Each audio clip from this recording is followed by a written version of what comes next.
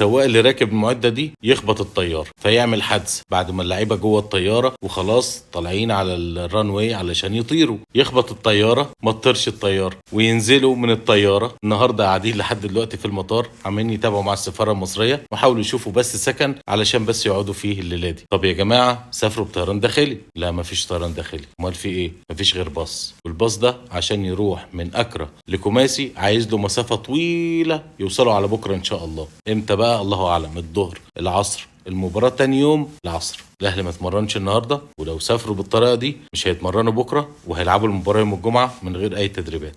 انها افريقيا يا ساده، انها افريقيا، ربنا يرحمنا. فلحد دلوقتي احنا مش عارفين الفريق هينام النهارده في اكرا، ايه اللي هيحصل، هيسافروا امتى الكوماسي. بيقولوا انه في طياره خاصه هتطلع من مصر تروح تاخد اللاعبين من اكرا وتطلع بيهم على كوماسي. تخيلوا هتيجي من مصر طياره عشان تاخدهم من اكرا توديهم كوماسي، وغانا كلها